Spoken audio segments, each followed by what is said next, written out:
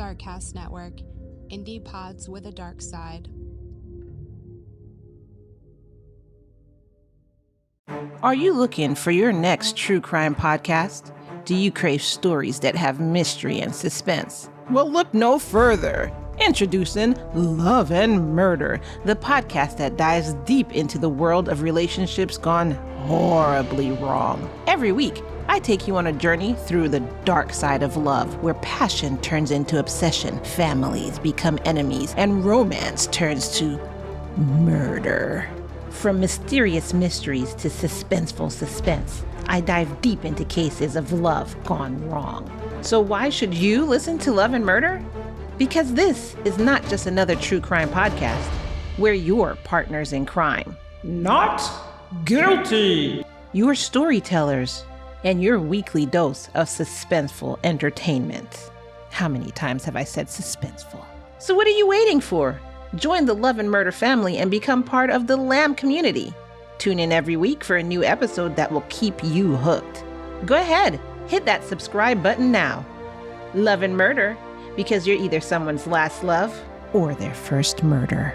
Love and Murder, available on all major podcast platforms. Not for true crimers under 18. Must be an apple juice drinking enthusiast, but not really. Side effects include enjoying another true crime podcast, becoming a lamb, learning logic and how to deal with your problems in a healthy manner, and not turn into murder. Waiting for the next episode of Love and Murder to drop every week. Visit our website at www.murderandlove.com. And remember, all love and no murder.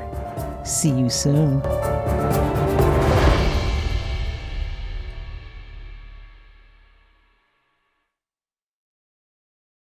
Hi, this is Jenna. And this is Kelly. You're listening to ODFM. This episode is one drip from murder.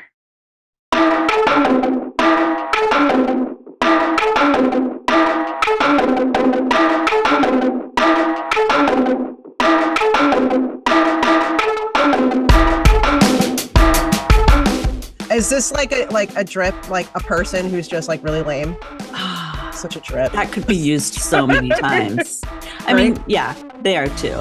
They're that and other things. So yeah. Okay. Yeah. Well, I can't wait. All right. Hit me up. Let's do it. Okay. So remember how I mentioned that there's like a supermax prison in Colorado, like a really bad one. You lucky duck. Yeah, I actually started looking up things about it, and it's actually the only federal supermax in the United States. Oh, you are really lucky. Yeah. How close is this to your house? It's quite a few hours, and okay. It's called. I know I just saw a show about it, like Valley of the Damned or something, because it is all these prisons down in this valley. Lovely. I know, but it's a beautiful area. And I'm like, why would they put prisons in? I don't know. So it's also the toughest prison in the U.S. It's called the Colorado United States Penitentiary Administrative Maximum Facility. Lots of words. They're like an acronym? Yes, thank God. Good. It's commonly referred to as AD Florence.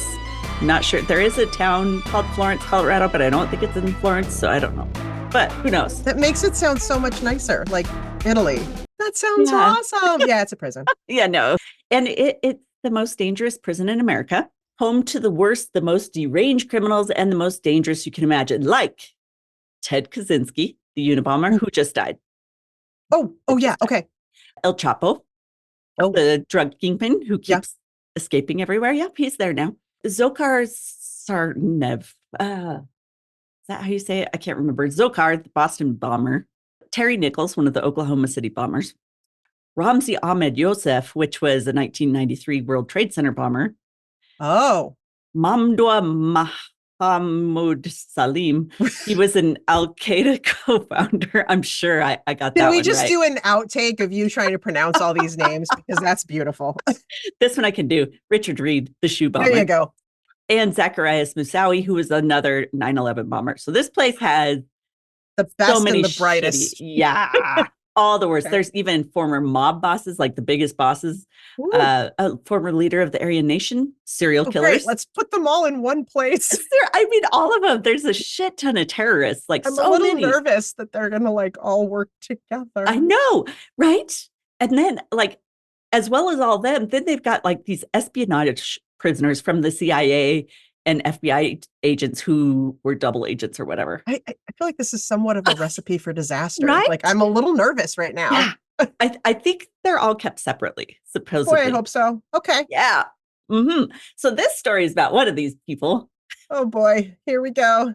His name is Michael Swango. Okay, so he's also known as Dr. Death by those who worked with him. So Michael, you'll like this. Michael was raised in Quincy, Illinois. Oh, wonderful. Yeah, he's from That's Illinois. fantastic. Homegrown, yeah. Homegrown, not terribly far from here. I don't think No. it's necessarily considered a Chicago suburb, but it's I don't know. Yeah, it's close enough. Close-ish. Yeah, so he was there. He got raised with his 3 other brothers. His dad was a military man, served in Vietnam, and a lot of serving in Vietnam. So you can imagine how his dad kind of was, suffered from alcoholism. Took a toll on him, right? Okay. Yeah, so we've got another strict dad alert here. I know we had one in the last episode. Okay. Mike's dad was very much an authoritarian and ran his house like the military would. Like, worked for the military. Yeah, why not right? here? Yeah. So when guests would visit home, the kids would be marched in formation to meet the guests and then told to like, okay, at ease and you're dismissed type of shit. Oh my God. This I'm flashing back to The Sound of Music. Yes. Right. Now sing for them. Somehow they were happy about their life, but no. Right. They were like marched in and then marched out and then perform, monkeys perform. Yeah. That was this family. Interesting. Mike's mother very much favored him. He was her special child over her other sons. That never. It doesn't usually work out so well. And he's the only one that was sent to a special private school. See, he's very, very smart. He's kind of the star of the family, and he's the valedictorian for his high school. He's extremely gifted in music, and he even ends up getting a music scholarship to play the clarinet in college. I mean, yeah. I played clarinet for 5 years. Well, imagine you could have gone to school with him. I know. What was I thinking? And he was so close there in Illinois. It was just, I got bored. Oh, so, thank God. Because you could have been paired up with this dude. But anyway, so he's always this example of perfection. So he didn't take rejection well when kids in college would snub him or reject him or make fun of him. Because he was always so good at stuff. Yeah, he didn't handle he's so when he wasn't perfect. good at stuff. Yeah, he would get very humiliated, very sensitive. He feels so humiliated at one point that he surprises everyone by abandoning college and his music scholarship to join the Marines. I mean, of all places you want to go to get humiliated, go to the Marines. I can imagine. in what I can imagine. Right. Yeah, I think he thought, okay, I need more structure. I need thicker skin. So that's what he decided to do. He served 2 years, received an honorable discharge, and decides now, I'm thick-skinned enough. I'm going to go back to college. So he gets interested in studying chemistry. What were you going to say? You're like, I got to say something here. I just think it was really funny that he was like, I can't do college until I get beat up a little bit and straightened out. Now I can go to college. Now I can go. Now I'm tough enough. Kind of strange. But he gets interested in studying chemistry and medicine at this point, and he ends up going on to medical school. He does well for the first half of it and does well on exams. For the first half of it? For the first half of it. Uh-oh. Does good on exams, but it's discovered he had faked checkups that he's supposed to perform. Like they're doing these rotations where in school they go and perform these simple checkups on patients. He's just he's just lying about it, saying you did them. Well, especially in obstetrics. Yeah. Obstetrics? He didn't want to go check these ladies, I guess. I don't know. Weird. Yeah. Yeah. Okay. That's he didn't like that at that time. Yeah. Okay. But classmates talk about a time that Michael couldn't identify the position of a human heart in an X-ray, which shocked everyone since any average person can find a heart on an X-ray. Isn't that weird? That's like in class. That's but it's a weird shape. That's the basics parts, yo. I know. So his blunders, they become a school joke.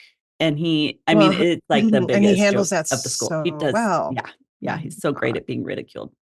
So there's also this little problem that happens when he's around during internships at the university hospital there.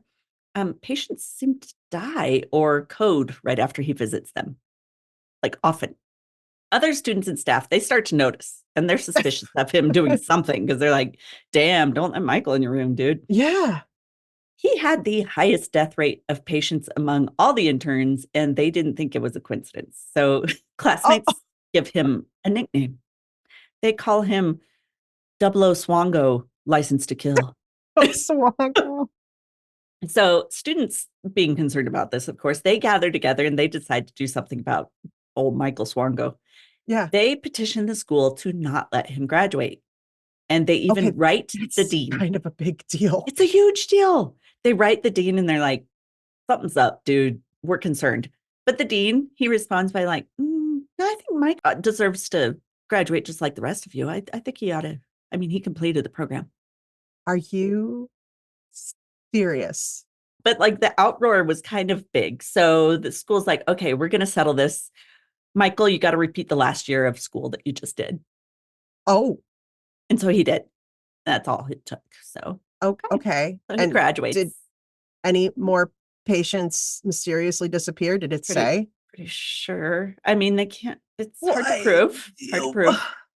Yeah. Nobody ever saw him doing it. So we wouldn't have an episode that we're talking about right now had they just not let him graduate. Is that what you're telling me? That's what I'm telling you. Probably. I don't know. This guy's really good at lying too. So he might have gotten his way in anyway. But not that I'm putting the blame on anybody. So after graduating, he gets this great offer for a surgical internship at Ohio State University Hospital. He's assigned to the emergency department.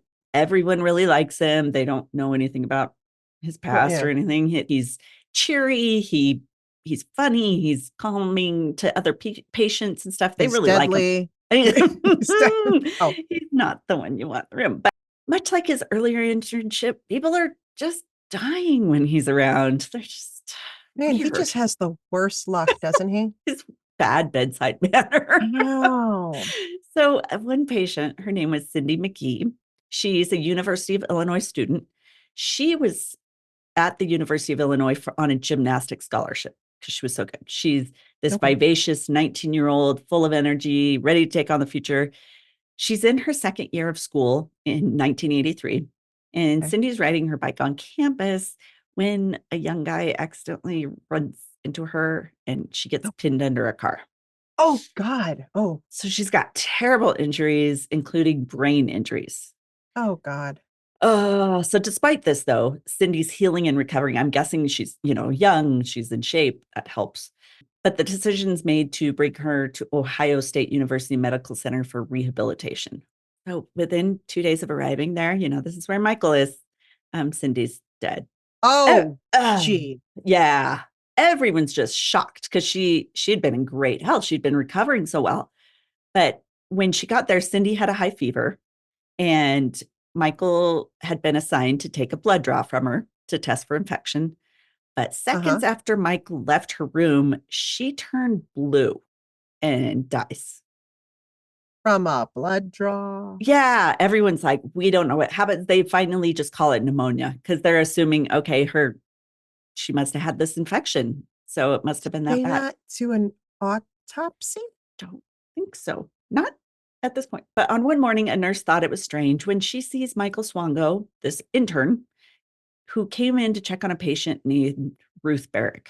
It's late for routine checks. It's like 10 a.m. They usually do them really early in the morning, but they're usually done by doctors and not interns. And Michael tells her to leave the room. And she's like, okay. So she does. About 20 minutes later, the nurse comes back to find the patient blue, squirming and suffocating. And Michael's nowhere to be seen. What the shit? So doctors are called in to resuscitate her, and Ruth was able to recover, luckily, but no one knew what caused the issue. But a week later, a different nurse, she notices a strange reading on Ruth's IV tube. This is the same Ruth that almost died a week before. So she calls for a doctor, and Michael Swango walks in. He's the one who answers the call. So the nurse leaves while he's attending to Ruth. She goes and does other work. And when she sees him leave the room, she returns to check on Ruth, and she finds her blue and gasping for air. Okay, come on. How many times does something have to happen before a pattern is noticed? Yeah. She calls for help, of course. Michael comes back. The nurse is sitting on her, attempting to do mouth to mouth. And Michael stands at the end of the bed, remarking on how disgusting it was that she was doing mouth to mouth. and Ruth ends up kidding dying. me? Thanks for your help. And he doesn't Dick. step in. No. And also, that's your job. And if you had gotten there first, you should have done it. Wow. This fucker.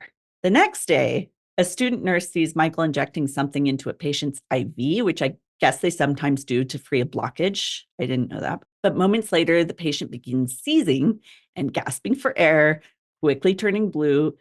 And luckily, all these doctors rush in. They're able to save her. And the patient motions for a pen and paper. She's like, I got to tell you something. As she was a former nurse. So she knew something was up. Yeah. So she wrote, someone gave me some med in my IV and paralyzed all of me, lungs, heart, speech. She later told a reporter that a voice had said at her bedside, quote, when it reaches your other elbow, you'll die, unquote. I'm assuming meaning whatever was put into the IV. Whatever. Yeah. By the time it makes it through your body to the other side. Yeah. Holy crap. When asked who had injected her IV, she describes a tall, blonde man, which fit Michael's description. Okay. But when he's asked about it, he denies vehemently ever being in that patient's room that time. Like, what? I've never been there. And nobody could really prove it, and the only person that saw They didn't it was march him in there and go, hey, is this the guy? Yeah. What? Oh, that would have been nice. Right. It's not like they were like at a police station. They needed to do a lineup. Right. But like, just, is this the guy? I'm wondering if the hospital's like, oh, we don't want to face any. Oh, right. There's that whole liability crap thing. Yeah. Oh my God. There were more deaths occurring in the few weeks since Michael had begun interning there. Are you kidding me? No. Are you kidding me right now? No. I wouldn't shit you. You're my favorite turd. Michael had begun interning there. There's all these people dying. In all, there had been 6 deaths. And OSU began to hear rumblings of these occurrences. So they do this internal investigation. Yeah. What's the common denominator? It's Michael. Freaky Right? Michael. But because they couldn't prove he did anything to cause the deaths, they couldn't get him on that. But because he had sloppy work, he was sloppy at his work. He wasn't great. He was bad at note taking. I don't know what happened to he Mr. just sucked. Perfection. Right. He got sloppy. They pulled their offer for residency away from him. Good. Well, once his there's that. internship ended. Yeah. So that was the only way they could kind of do it. Suddenly, there's less deaths. Yeah. Woo! Oh, weird. Yeah. And they felt like Michael would sue if he was fired without cause. So this is why they were like, okay, we can push him out without repercussions if we say he's just a sloppy at his job. Which why that one former nurse? Why, when that happened, didn't they run like a tox thing on her to see what was in her bloodstream? I don't understand. Wouldn't that be great? Yeah. No, I think they're afraid of knowing almost. Oh I don't know. God. Okay. Even with that happening, he's recommended for physician's licensing. Dear God. Yeah. And he moves back to Quincy. Oh, Illinois. Wonderful. Mm-hmm. It's now 1984. Did I get that right? These dates were all over the place, like in different articles and stuff. Everything was different. So hopefully this is 1984. Yeah, we don't have our own researchers, people. We do our own research online with what we got. There's a paramedic named Brent. He walks onto a shift as an EMT in Quincy, Illinois, and he's introduced to the man he would be partnered with, a Dr. Michael Swango. The fact that he's paired with a doctor, it strikes Brent as odd. Like, why is a doctor working as a paramedic for $10 an hour when he could be a physician working for like $100 an hour? But okay, yeah. So Mike tells him, "Oh yeah, I'm burned out, man. You get burned out so quick as a doctor. So I just need to take some time away." You didn't even become a doctor yet. Like, how do you get? You're burned out. Oh, you were an intern, man. So once again, everybody in the paramedic department, they really like Mike. He's charming. He gets along with everyone. They really enjoy his company. He's likable. He's friendly. Great. Yeah, that's great all guy. good. But we need him to be a doctor and good at it. Like, priorities, people. Yeah. The bedside manner is too good. The doctoring too bad. Yeah. Right. So on September 14th of 1984, Mike brings a box of donuts to the office. And of course, everyone's like, yeah, donuts. Why not? Is he an awesome doctor? He brings donuts. He brings donuts. So Brent, that EMT, he eats one. And about 15 to 20 minutes later, he is violently vomiting. He is getting sick down the hall, and he can hear someone else having the same issue, like around the corner. Oh, jeez. In fact, anyone who ate the donuts gets really, really ill. So because of this, the health department's called and they go to the donut shop and they're like, hey, are you getting any other reports about people getting sick? And no, we haven't heard from anyone. No other complaints. So the donuts, though, they can't test them because they'd all been eaten. So that's a problem.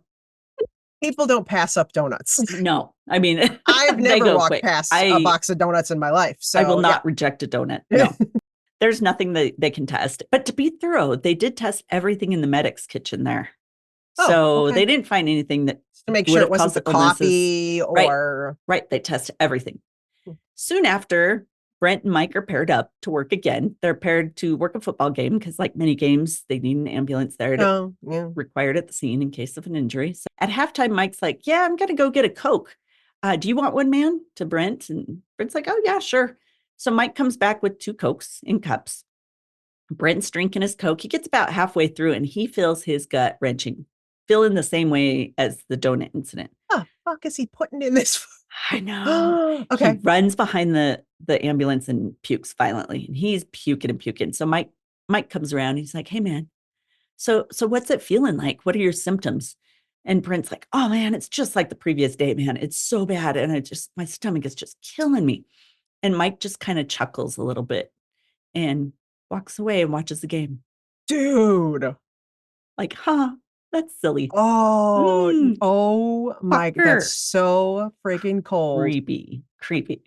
So a couple weeks later on September 27th of 1984, during a break from calls, Mike tells the other paramedics at the station that he's going to go get a soda from the soda machine. And Stop taking food from this guy. Stop it. Just no. Isn't it frustrating? So one man, his name's Greg, he's like, yeah, I'll take a soda. So he sees Mike headed back their way with sodas after a few minutes. But then Mike darts off into the bathroom real quick with him. And so he comes back and he sets the soda cans down on the table. Sorry. The germaphobe in me is like, you're not bringing an open drink into a bathroom where people are flushing a toilet. Okay. I know. Well, these are soda cans. These are soda cans. They're okay. Closed, but still there's splatter. Like put them down, then go to the bathroom. Yeah. But he comes back, he sets the soda cans on the table and he sets Greg's in front of him, but it's cracked open.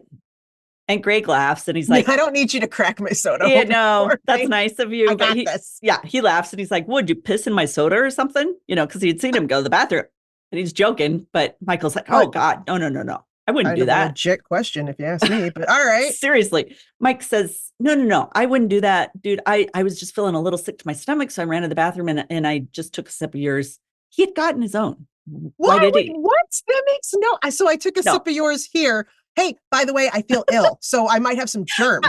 I just licked all over the lid of your Coke. Right. Okay. Just but Greg's like, whatever. I know. It's so gross.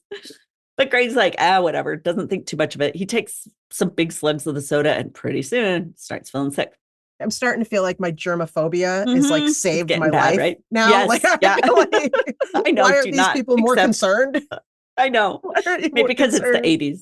The 80s, everybody was on Coke. I don't know. So Greg's down in the bathroom. He runs down the bathroom. He's violently vomiting. A friend comes in to check on him and he tells her something's wrong. Go grab the rest of my soda. Like he's starting to suspect something.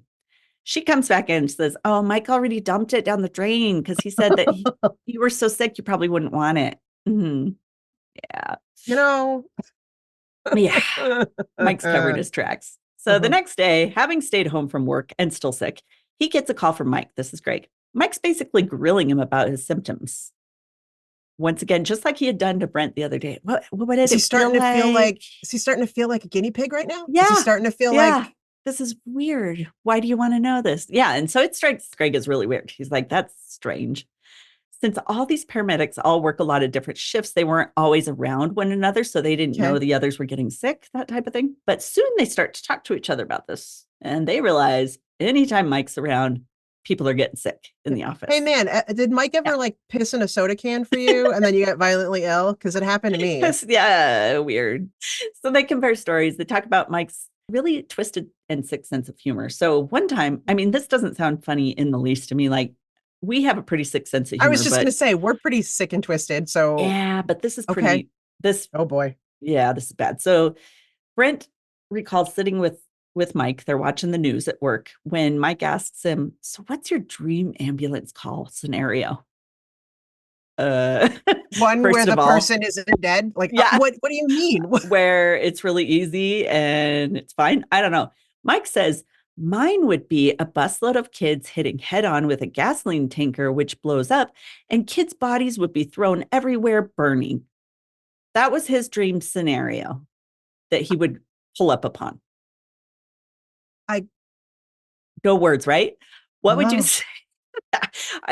So they're all kind of like, I don't want to play this game anymore.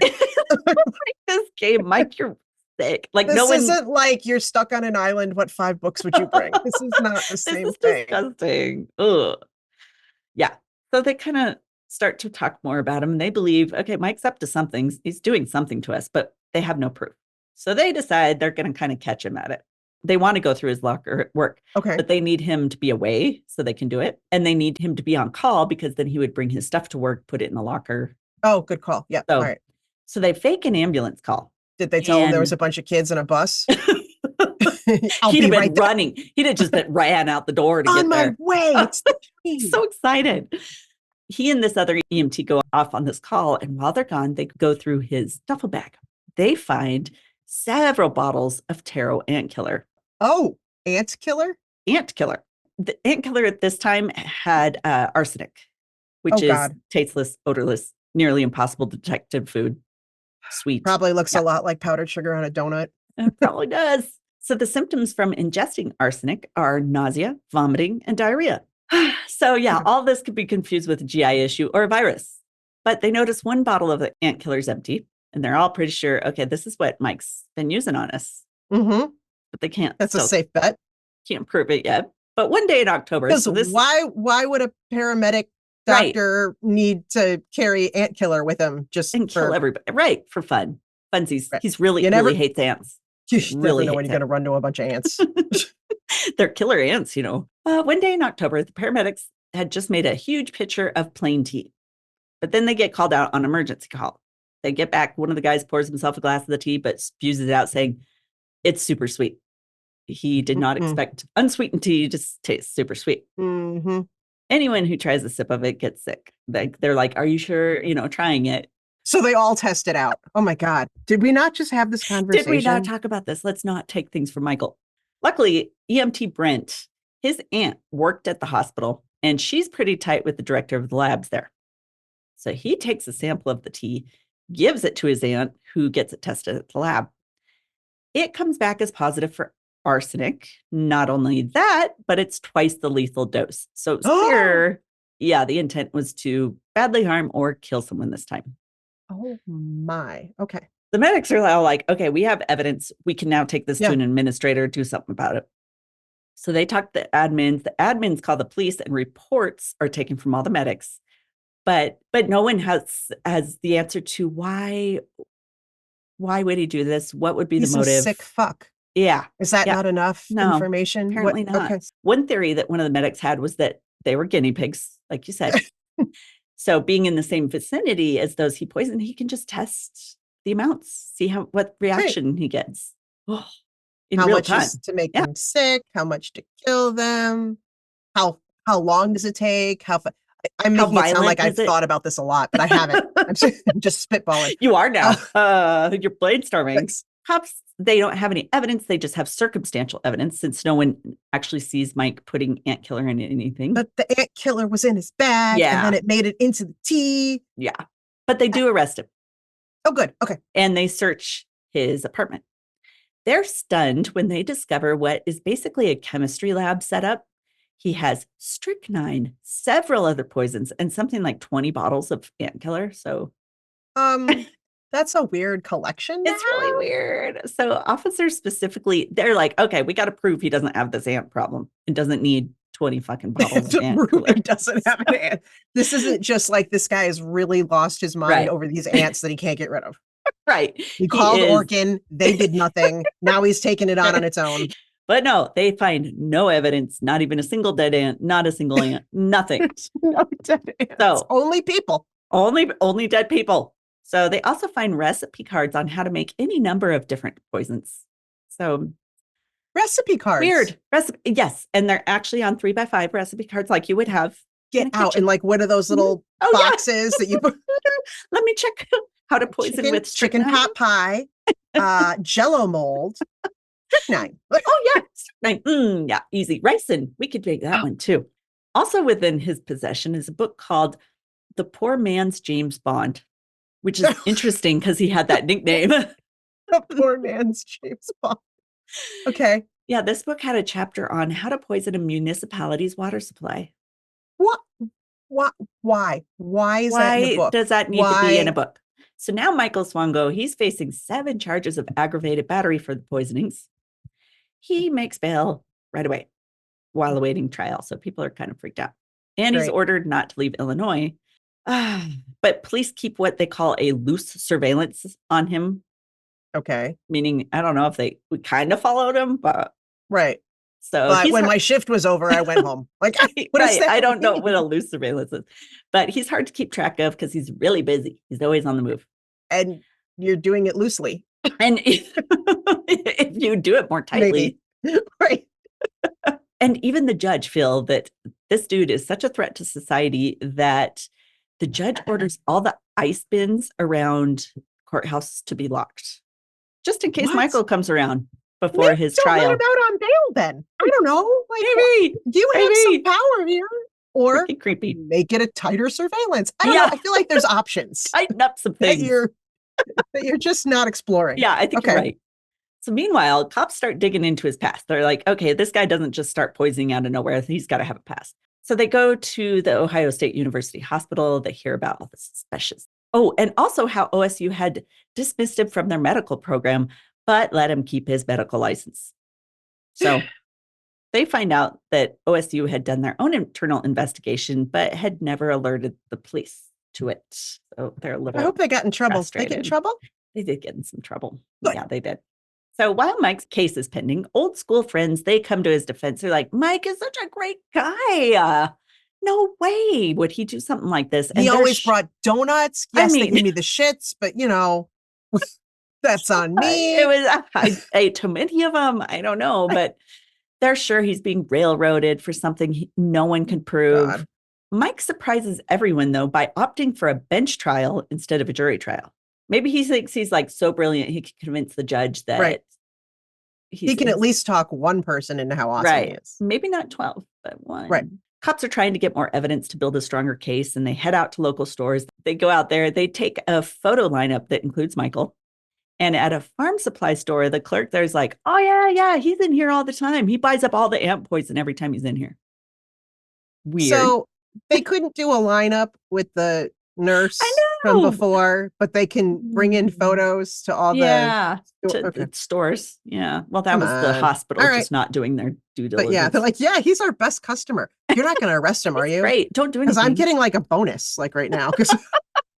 So Mike knows, okay, I got to call the police, knowing that they would find all his supplies in his place. So he's got to explain away why he has all this stuff in his place. I can't wait. Give me the brilliant story. Oh, he says, yo, I'm a chemist and a physician, and I study poisons and their antidotes so I can help people. Duh. So. Fuck, that actually kind of works. I know. Shit. Kind of brilliant. And he says, oh, by the way, I have this terrible ant infestation. It's raging right now. Can you come and witness this for me? Telling the cops to come witness it. They're like, bullshit. But they were already there. Once. Yeah. Right. So knowing he's full of shit, they go down to his place and they bring along an exterminator. They don't do that out of the goodness of their hearts, though. They bring him along to collect ants and tell them more about the ants. Okay. This is amazing. So the exterminator tells them, oh, these ants, they're not from Illinois. They're from Florida. And guess who just returned to Illinois from a trip to Florida for the holidays? Michael. Why the fuck would you bring ants from? Why would you carry them? What? Why would you import ants? What the hell? What that makes no. I was totally imagining that like he went and got like an ant farm kit and dropped it and let him go. Dropped it in the middle of his place. That would have been smarter because they would probably be ants that are just regular sugar ants. But no. But you know what? This just goes to prove how bad his infestation is. Ants are literally migrating from Florida They're like, this dude's place rocks. You got to get up to Illinois, man. So now Mike's just planted false evidence. But on May 3rd of 1985, the judge issues his verdict. He finds Mike guilty of the poisoning and calls him a danger to society. Good. Michael's, please give me probation. I'll never get in trouble again. I could do so much good for society with my doctorate.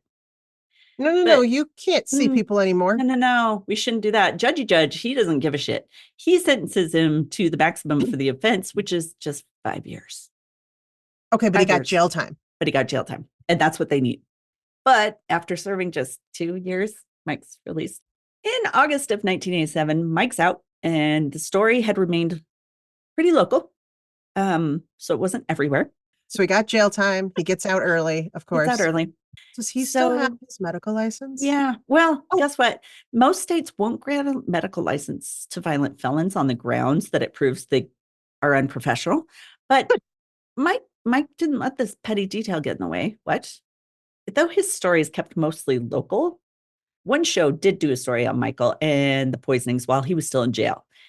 John Stossel with 2020 had interviewed him. Mike was so convincing to him and so genuine that even John Stossel, who's like interviewed, presidents and shit, believes him. He starts to believe him. He's like, this guy did get railroaded. Is that what he thinks? This guy is so good at putting doubt in there. You're kidding me.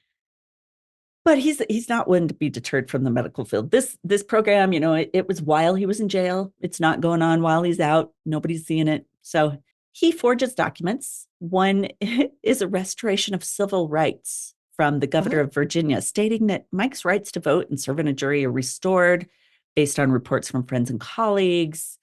And it went on to say that he had committed no further crimes after his misdemeanor, which it wasn't, it was a felony, which was also explained away. The felony charge was said to be a result of a bar fight where Mike had defended the honor of a woman and he had injured some men in the process. So that's why he had been to prison. This is the story he made.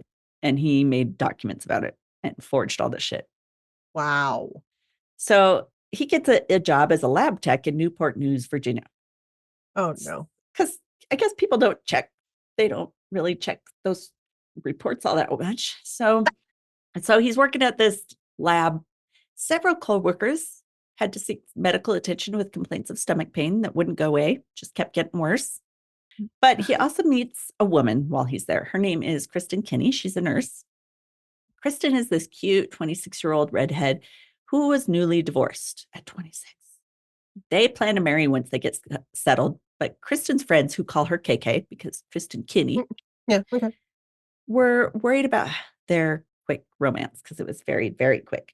One had heard that Mike's attempts to get employed at the hospital were rejected because of a past scandal. And she tried to warn Kristen about it. I guess he had tried for another job. Kristen, she's desperate to be in a successful marriage and have kids. She's like, my clock is ticking.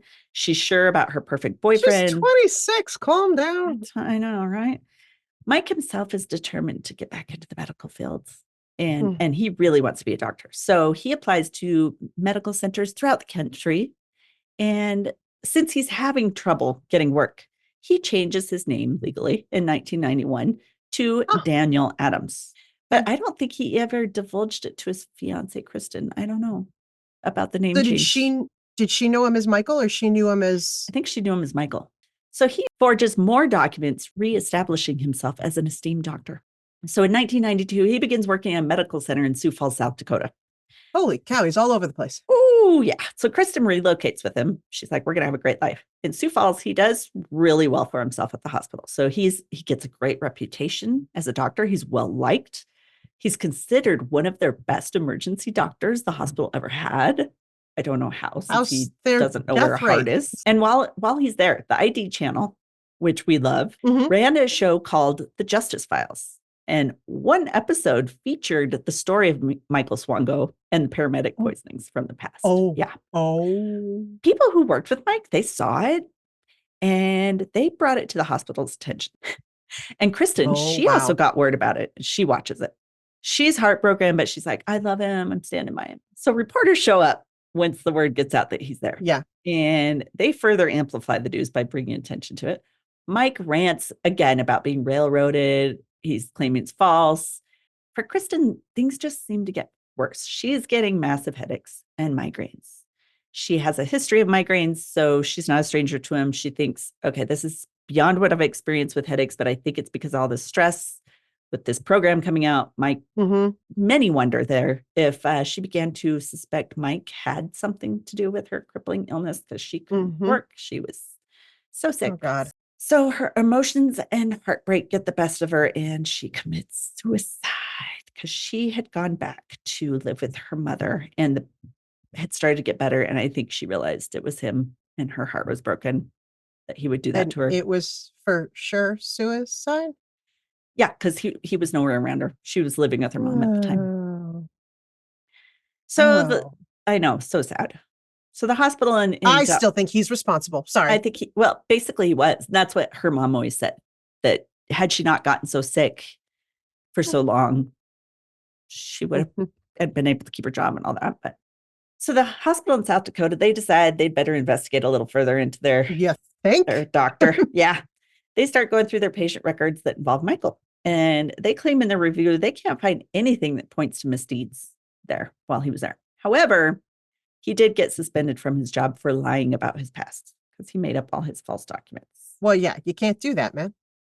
And there does end up to be quite a few happenings there that later probably was Michael, but they couldn't prove. So now he moves to Northport, New York, where he gets a job at the VA hospital. Oh, my God. Okay. While working there, some incidents occur. So on his very first night of duty, his first patient, Dominic Buffalino, dies within hours after seeing him. Dominic's wife is totally confused as he'd just come in with a mild case of pneumonia and then suddenly dies of paralysis of the heart and other organs. I don't think pneumonia does No. that. Interesting. And one veteran who's pretty healthy, he goes to the hospital for routine checkups. While there for a checkup, he gets terribly sick. Which How is weird. convenient that he's in medical care when he gets sick. Yeah. So his family are told he has a staph infection in his brain, so he's put into the ICU. So when his family would go visit him, he'd tell them that there's this one doctor that went by his room every single night pushing a cart.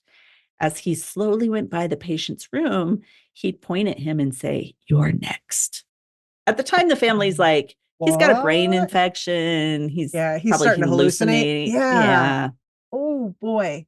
Yeah, but then it just keeps going. Many others are dying from heart failure. One of the more dramatic cases is that of Baron Harris. He had been admitted to the hospital for pneumonia. He, too, was a man of advanced age, but his wife, Elsie, met the doctor put in charge of his case, this tall, blonde Dr. Swango. She's impressed by him. He's so friendly. He's a great doctor. Offered her a donut. Yeah. It has ants on it.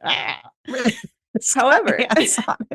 No, that's the one thing it doesn't have. That would never be. Because it's got poison. That's true. So one night when she comes to see her husband, she comes into his room to find the lights off. Dr. Swango injecting something into Baron's neck. And when she asks him, like, what was that? Mike answers vitamins, and then he leaves. Okay. Whoa. Wait. Whoa. Who does vitamins in the neck? Right. They don't come in and like keep the lights off. You don't get vitamins in the neck. You don't get anything in the neck. Like, yeah, no. And so she feels, she's like, something's off. So she tells the nurse about it. Good. And the nurse looks at her in confusion saying, doctors don't give shots. That's our job. Yeah. That's the nurses. So within days, Baron gets increasingly worse. He's put on a respirator, then lapses into a coma. And when Elsie hears that this doctor assigned a DNR to be placed on his chart without asking anyone, do not resuscitate. Elsie catches up with Michael to ask him why. So why would you do that? He callously answers, because his brain is virtually dead. So, and walks away. I thought that was the one thing he had going for him. I thought so too. Manner. Apparently not. Baron never awakes, and many others die, including Aldo Serini, Thomas San Marco, and George Ciano. I guess if you're Italian, do not go to this hospital. Yeah. They all have very Italian names. I was like, yeah. So in short order, the news of the Justice Files episode reaches the hospital, and administrators there decide to take a look at him. They talk to him, find out he's charming. He's insightful. He's delightful. They tell him he's deadly. Yeah, he's deadly. They tell him, we heard a story about you at a poisoning case in Illinois. Is that true? Michael gets mad and he's like, no, it was a huge misunderstanding. Again, tells that bar brawl story. Admins are like, okay, yeah, that makes sense. But we'd feel better and it could clear things up if we looked at your office, looked around your office a little bit. Right, you should have nothing to hide, right? Yeah. His friendly attitude completely snaps into anger and he tells him no conversation over. So this leads to the decision to get Michael out of the hospital. They're like, yeah, we need to get this guy out. They're going to go tell him, but before they can, he has disappeared. And they call in the FBI to investigate since this is a federal institution. God. Oh, yes. Hey, we're getting somewhere. Yes. So with FBI on the case, they want to keep a close eye on Michael and his movements. Not loose. They're not going to do a loose. No, we do not do loose surveillance when we're in the feds. Do some tight surveillance. They track him to Atlanta, Georgia, Jeez. where he's working for a water treatment facility. Remember that water book? Treatment? Oh, yeah. Book. So this immediately is like, oh shit, because he's got access to an entire He's going to take out a fucking town. Oh my God. So they go looking for him as fast as they can. But once again, he's in the wind. He must be catching vibes or something. They're coming for me. Jeez. They investigate more at the VA and they're having trouble finding evidence that Michael had been the cause of the deaths there. But he didn't want them to check his office. So there was nothing in his office? Well, he must have taken it. Then why didn't he? However, being that he lied about his past and forged letters saying that a governor had declared his former charges commuted, he's able to be charged with a felony because the VA's hospital is federal. So that's lying on a federal application. Big no. Yeah. Because of this, they're able to get a warrant for his arrest. And they take it a step further and make the warrant not only for the U.S., but international. Oh. Administrators from the VA hospital are also held to intense scrutiny for not checking his background before hiring. They're forced to resign. One of the administrators, though, sent a warning about Michael Swango to all 125 medical schools and all 1,000 teaching hospitals in the U.S. Finally. Wow. So that's somebody who's like, look, we screwed up.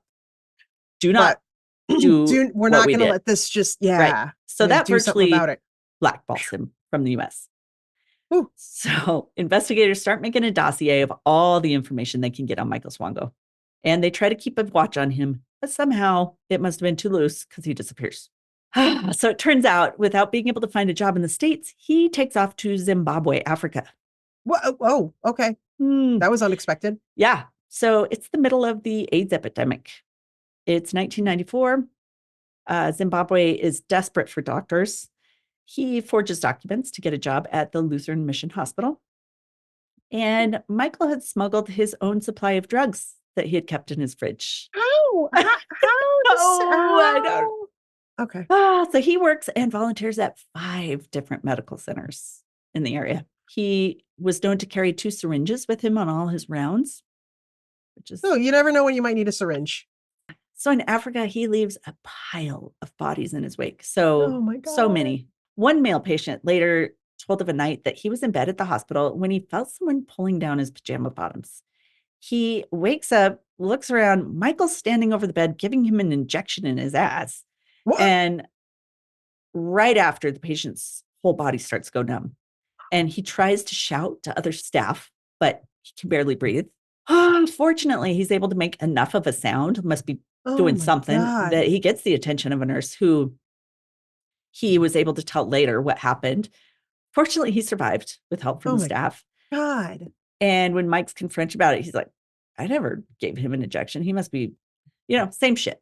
Different Imagine someone shot him in the ass. I highly doubt that.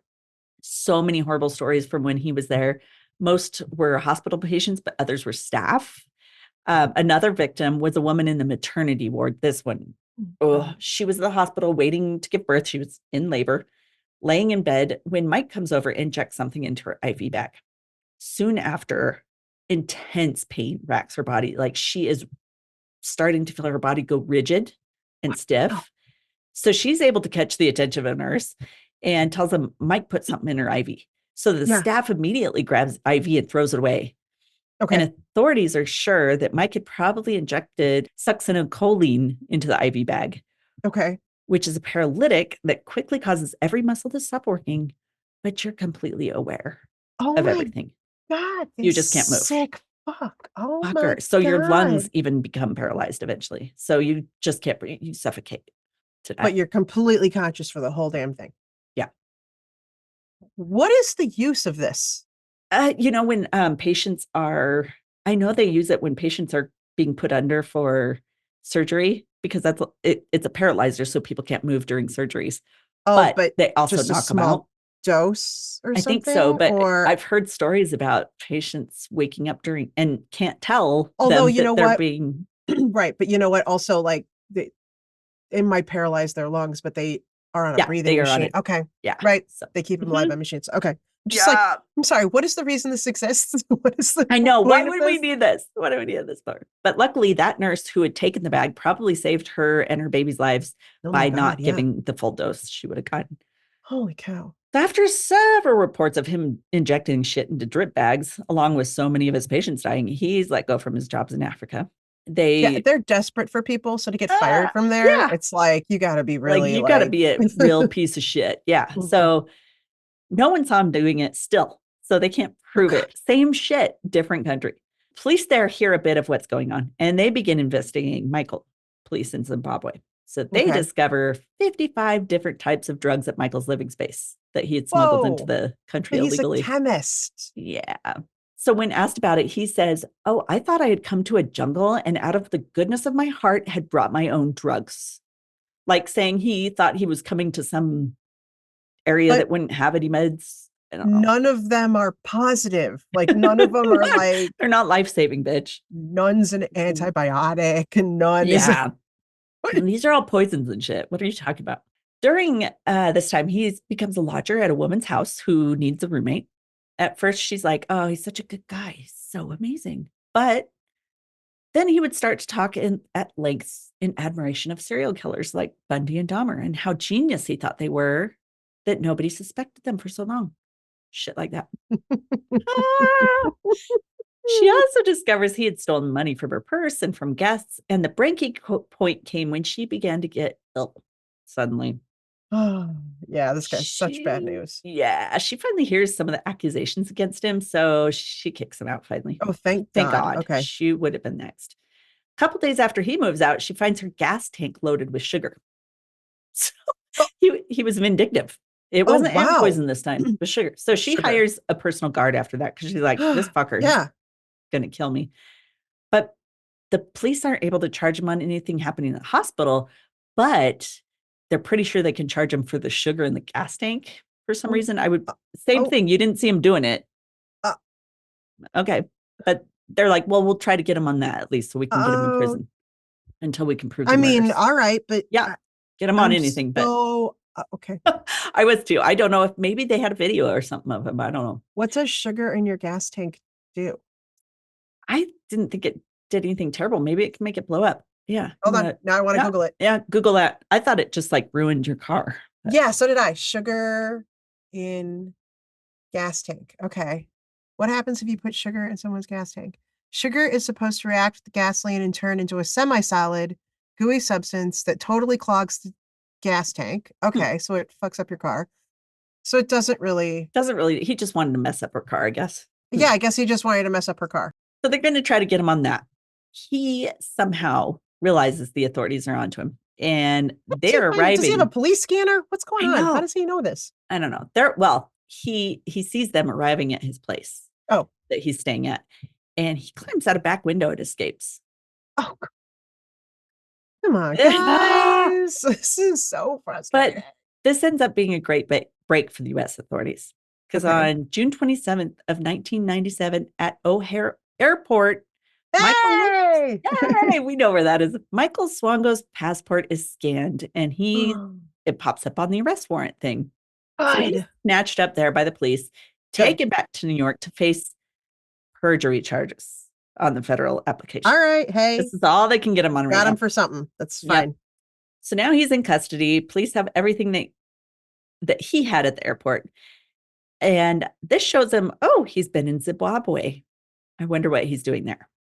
Oh, let's ask. Yeah. Let's call him up. Let's go find out. So they actually go there. They bring a team of badasses with them, like medical examiner Dr. Michael Bodden, who has worked some of the biggest and baddest cases, like the Martin Luther King Jr. assassination and Jeffrey Epstein's death. This dude's amazing. So they bring him so that he can help study any autopsies that they need to. So the U.S. team's told about the slew of deaths in Africa, and they think they've linked him to the possible victims, and they're exhumed for the U.S. team's evaluation. Cool. Good. They hired grave diggers. I read something about they hired all the local grave diggers to go dig them up. I was like, oh, okay. So Zimbabwe had been still investigating it themselves and had been able to link Michael Swango to 5 of the deaths, and they were charging him with them. Okay. They'd also put out an international alert to blackball him from ever being hired in any medical facilities around the world. Finally. Yes. So authorities find out that Michael was only stopping over in the U.S. to get a U.S. visa before he was scheduled to start work in Saudi Arabia as a doctor. Oh, my God. He would have kept going. Oh, my God. But being that Michael's only facing perjury charges so far in New York and not for murder, the FBI knows they got to keep him in jail as long as possible so they could secure enough evidence. So they give him 2 options. They say, okay, well, you could either plead guilty to the perjury charges for lying on the applications, or we can hand you over to Africa, whose penalty for the charges you're facing is hanging. You know, you might be able to beat those charges. You never know. Let's do it. Let's do it. So he's like, no, I'm going to plead guilty to the perjury charges. Yeah, I figured. So, yeah. So he's sentenced to 3.5 years in jail for that. So now the U.S. has that time. They can prove the murders. Right. So they got 3.5 years to get their shit together. Let's do this. So they pour through hundreds of files everywhere Mike had worked to find all the patients that had died unexpectedly while under his care. They exhume the bodies of the veterans at the VA hospital, 3 of them specifically, to test the tissue for toxins. They were specifically looking for epinephrine, which is a stimulant that raises blood pressure and heart rate, causes cardiac arrests in large doses. And it makes me think of, I think that's what they gave to Uma Thurman in Pulp Fiction when they stab her in the heart. Oh, I bet you're right. Yeah. That's such I bet you're right. Yeah. To restart her heart. Yes. The other is that succinylcholine paralytic that we talked about before. So they're able to find toxins in the tissues matching both those drugs. Oh. And all of the research had taken time. So much time, in fact. Michael was just days away from being released from jail on the perjury charge. Days. Stressing me out, Kelly. You're stressing me out. Days. I know. But they can now charge him with those 3 murders at least. So they break the news to him. They're like, I know you think you're getting out, but here's your choice. He keeps getting options. You can either go to Africa, face the charges there, or stay in the U.S. and face charges here and see what happens. So he's like, yeah, if I go to Africa, the only way I'm coming back is in a body bag. Instead, sounds good to me. Yep, I'm good with that. That's fine. Go for it. Yeah. And I think they're kind of secretly like, please go. Right. But instead he gets a deal where he pleads guilty to 4 cases in the U.S., the 3 murders at the VA, and then the murder of the gymnast Cindy. I think they exhumed her body and tested, and she tested for some stuff. So that's so far back now. I know. Wow. Okay. Crazy. Death penalty is taken off the table if he agrees to do that. So he agrees to it. He ends up getting sentenced to 4 life sentences in the federal supermax. Finally. We talked about, where FBI agents still regularly meet with him in the hopes that he'll admit to more specific murders. As for Michael's former fiance, the family kept a lock of her hair after her death. So the FBI said, the one who committed suicide? Mm-hmm. Okay. So the FBI is like, hey, can we test that? They test a chunk of it, loaded with arsenic. This motherfucker. So it's estimated. He really was responsible. Yeah. Yep. It's estimated by the FBI that Dr. Michael Swango was involved in as many as 60 fatal poisonings of patients and colleagues. Wow. He's a sick motherfucker. And he was a doctor who took the Hippocratic Oath. Yep. Yeah. There was some diaries of his that they went through, and he mentioned some really sick shit, like how he'd get an erection when he saw people dying. His favorite thing to do was tell family their family had died, their loved one had died. He loved seeing the reaction. Yeah. Fucker. I mean, just demented shit in his writings. Yeah. So now he's at the worst place in the US. Close to me. What a twisted piece of shit that lives near you. Yeah. Wow. Yeah. Ugh. Anyway, did you want to hear my sources? There's a lot of them. Yeah. Yeah. I would love to. There's a National Library of Medicine article, ColumbusMonthly.com, Columbus Dispatch, CBSNews.com, SerialKillerCalendar.com. We've been there before. Serial Killer Calendar. Man, that puppy's got a lot of good info. You did. Yeah. TheLantern.com and an episode of Very Scary People with Donnie Wahlberg. Have you seen those?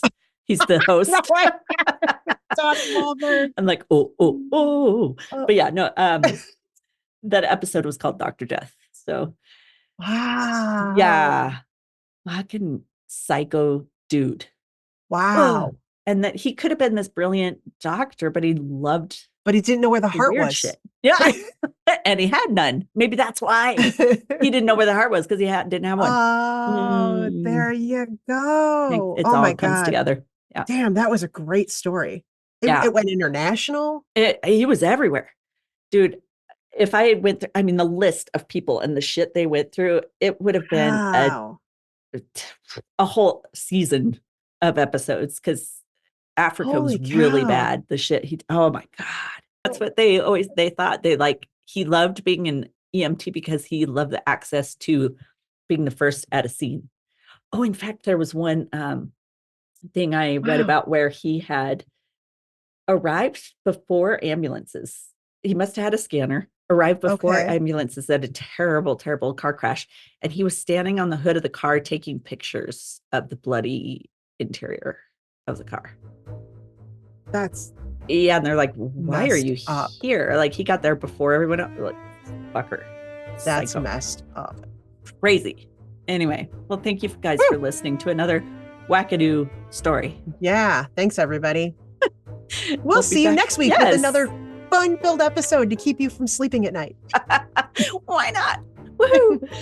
Hey, Oddies, thanks for listening to another episode of ODFM. If you're a longtime listener, hey, we cannot thank you enough for your continued support. And if you're a new listener, thanks for giving us a try. If you like us, please drop us a like, subscribe, or rate us so we can share our stories with more people around the world. And if you'd like more information, like links to our podcast and socials, along with our Patreon fan page, those links are all on Linktree under ODFM Podcast. That's linktr.ee/ODFM Podcast. Side note, you guys, we're obsessed with fan art, and we love making things with it, like stickers for our fans. So if you'd like us to use your designs, send it to us at odfmpodcast@gmail.com. And if we use your design, we'll be sure to send you a sticker. Thanks for listening to another episode of ODFM, hosted by Kelly DeVries and Jenna Swanson. Production and editing by Kelly DeVries. Theme music by Eric Swanson. ODFM is a satirical true crime podcast for entertainment purposes only. The stories you hear are serious and true.